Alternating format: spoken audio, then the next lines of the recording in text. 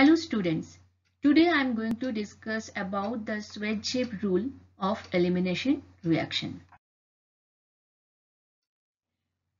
Before we are going to discuss about the Schwarzschild rule, let's recap the elimination reaction.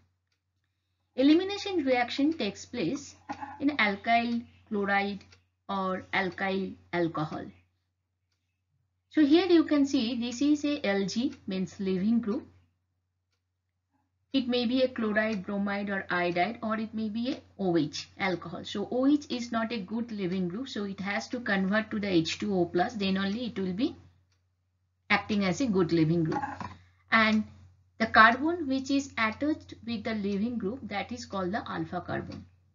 And the next carbon having one hydrogen, it is called the beta hydrogen, and the carbon is called the beta carbon.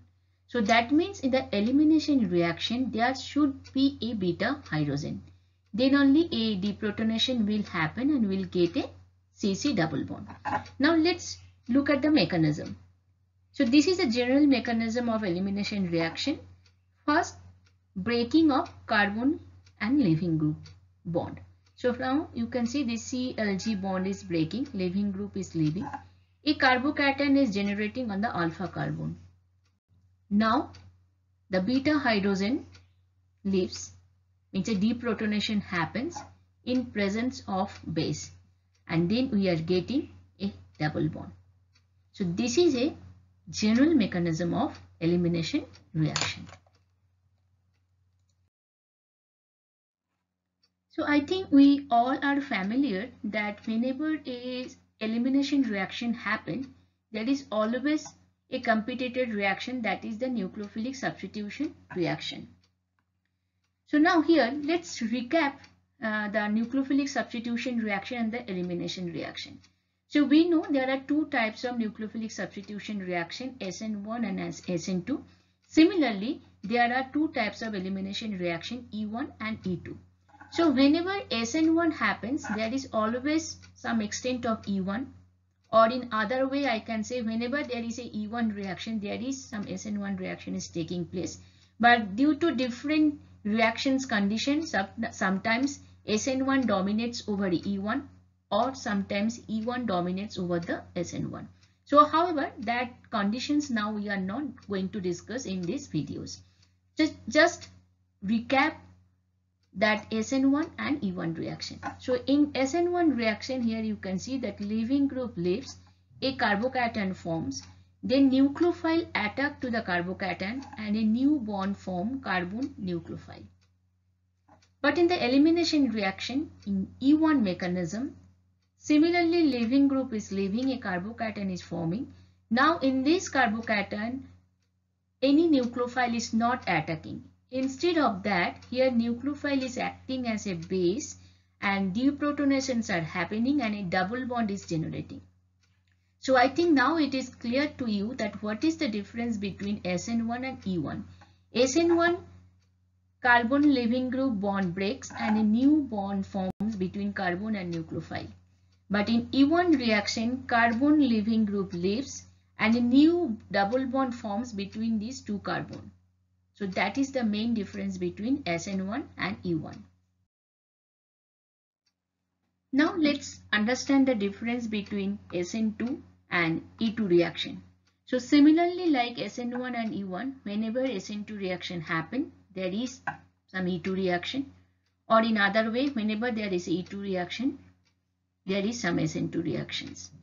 Now let's understand the difference between SN2 and E2 reaction. In both the cases, it is a concerted process. So that means in SN2 reaction, leaving group leaves and nucleophile attacks happens together. So this is called a concerted process. It's a one-step process. Similarly, in the elimination reactions, means E2, the leaving group leaves and deprotonations happen together at the same time, and then a double bond form. So E2 is also a concerted process like SN2. That means it is a one-step process. Now let's understand the Schwarzschild rule in elimination reaction. So this is a alcoholic compound we have taken, OH, is alcoholic group. We know that OH is not a good leaving group. So if we want to make it OH as a good leaving group, one of the way is to protonating the OH group in presence of H plus. So now here you can see OH is getting protonated in presence of H plus, it forming OH2O plus. Now it is a good leaving group. As we discussed in the elimination reaction, the first step of the elimination reaction is breaking of leaving group. So now breaking of leaving group, a carbocation is forming. So this is the alpha carbon. Now there are how many beta carbons? Here we can see there are 2 beta carbons. One in red in color, another one is the purple in color. So now 2 beta hydrogen means 2 products will be getting. So when the hydrogen which we have circled in red color, so deprotonation happened means we will be getting this product.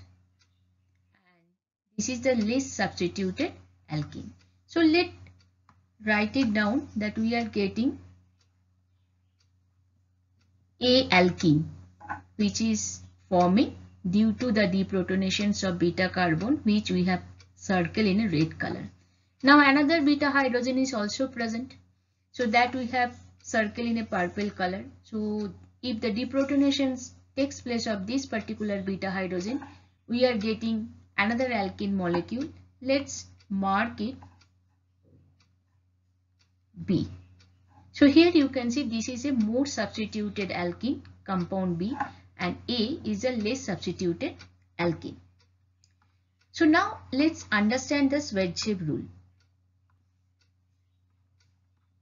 So before we going to understand the Schwarzschild rule, first we'll discuss about the stability of this alkene. Now if you look at compound number B, so here this is the C double bond C, then how many alpha carbon? 1, 2, 3, 4. So 4 alpha carbons having total 12 alpha hydrogens. So that means 12 hyper conjugation structures are possible in this alkene molecule. Similarly, if you look at the structure of compound A, this is the C double bond C. So alpha carbon is only, this is one alpha carbon, and this carbon is also alpha carbon, but this is beta carbon. So now this alpha carbon has 3 hydrogens and the next alpha carbon has 1 hydrogen. So that means here 4 hyperconjugation structures are possible. And we know more hyperconjugation structure means more stability. Less hyperconjugation structure means less stable. So now if we compare the stability of A and B, we can see that B is more stable than A. And that's the Schwarzschild rule. So according to the Schwarzschild rule, the alkene due to elimination reaction, the more substituted alkene will form because it is more stable. Less substituted alkene will be less stable, so it will be the minor product. So one thing you remember, molecule doesn't know about the Schwarzschild rule. Molecule knows about the stability. And that is proposed by scientist Schwarzschild, and that's why it is known as Schwarzschild rule. So I think now it is clear to you that according to the Schwarzschild rule, in elimination reaction, the alkene which is more substituted, that is more stable, so that's why it will be the major product, and the less substituted alkene, it is less stable, so that's why it will be the minor product. Now let's take another example to understand the Schwarzschild rule. So here we have taken another cyclohexanol type of molecules. So here also leaving group is OH. So as we discussed that OH is not a good leaving group, so we have to convert it into a good leaving group by the protonation. So now what is happening? The protonation is happening in the OH. So now it becomes OH2O. So it is a good leaving group. So as we discussed in the elimination reaction mechanism, that leaving group leaves. So when the leaving groups leaves, the carbon is getting positive charge. The carbocation is forming. Now this carbocation is attached with 3 beta carbon. So here you can see this is the purple color and 2 red color. So there are 3 beta carbons. And now the beta hydrogens which we have marked in the red color, they are actually equal. So any of the beta hydrogens leaving means we will be getting the same product. Now if the beta hydrogen, the red color beta hydrogen leaves, means deprotonation takes place, then we will be getting the product, and this is compound number A. So the alkene we have marked as a compound A. Now when the beta hydrogen which is marked in purple color, that is leaving, so we are getting another alkene, that is B. So now we are getting two types of alkene, A and B, and we have to find out the stability. Which is more stable, that will be the measured product. Now if you look at the compound number A, so this one is C double bond C. So in that case, how many alpha carbon? This is one alpha carbon. This one is one alpha carbon. So there are 2 alpha carbons. So this alpha carbon has 3 protons and this alpha carbon has 2 protons. So that means how many hyperconjugation structures are possible? Total 5 hyperconjugation structures are possible. Now look at the structure of compound number B. So compound number B, this is C double bond C. Now this one is alpha carbon, this is also alpha carbon. So that means there are 2 alpha carbons, and 2 alpha carbons contain 4 alpha hydrogens. So 4 alpha hydrogens means 4 hyperconjugation structure. That means compound number B is less substituted and compound number A is more substituted. So which is the more substituted? That is more stable. And which is the less substituted? That is the less stable. So compound A will be the major product and compound B will be the minor product. And that's all about the Schwarzschild rule. So according to the Schwarzschild rule, the more substituted alkene will be the major product, less substituted alkene will be the minor product. I hope now you understand the concept of Schwarzschild rule, which decide in the elimination reaction which alkene will be major product. Thanks for watching these videos. If you have further queries, you can contact me to this email ID chemistry.affinity@gmail.com.